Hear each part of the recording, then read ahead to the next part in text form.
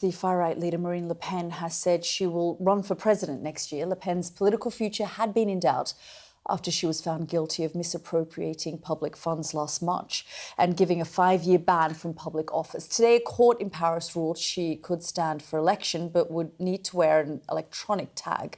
Let's go straight to our Europe correspondent, Alistair Bunkle. And Ali, as I said, the path is clear for her, but there are a series of conditions. Yeah, it's been a somewhat sort of topsy-turvy day in France. So let's go back to last year, and Marine Le Pen was convicted of misuse of public money, for basically using money that was supposed to be for European Union business for the party, but instead for the, domestic politics. She was given a 5-year ban on standing for public office, but she decided to appeal it. And to some degree, she won that appeal today, in so much that the ban on running for public office was reduced to 45 months. 30 months of that is suspended, which leaves 15 months, of which she has now served. So she is now free to stand for public office, crucially meaning that she can stand in the French presidential elections April of next year. But she was told that she would have to wear an electronic tag as part of this, and she had previously said that if she had to wear an electronic tag, then she wouldn't run for president because it would make campaigning very hard, if not impossible. She wouldn't be able to get out freely to attend campaign rallies, to speak to potential voters, etc. Now, we heard nothing from Marine Le Pen when she left court. She went back to her party's headquarters. They huddled clearly with advisors. And then she appeared on French television tonight to give her first interview, first reaction. And she said that she would run for the presidency of France.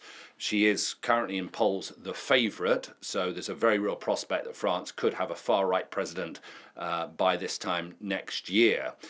And what she's doing is she's rolling the dice. She is going to appeal to the Supreme Court in France against having to wear a tag. That probably won't be heard until about January or February next year, which means for the next 6 months or so, she'll be free without an electronic tag on to go out and campaign.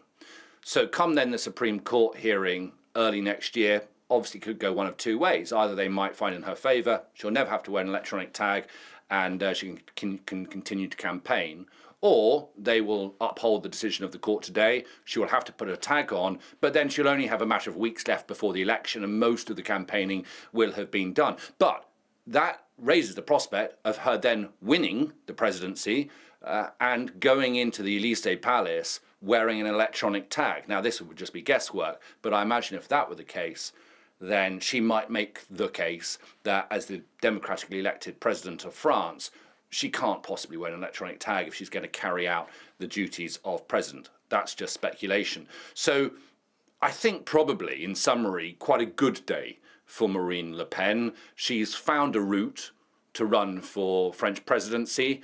Her protege, Jordan Bardella, a 30-year-old slick operator who would have been the alternative choice, will now run as her prime minister. I think that will satisfy him.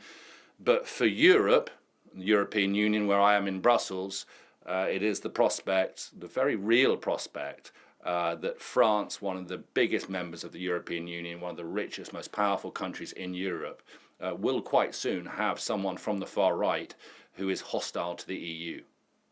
Ali, as always, thank you so much for your reporting and analysis there.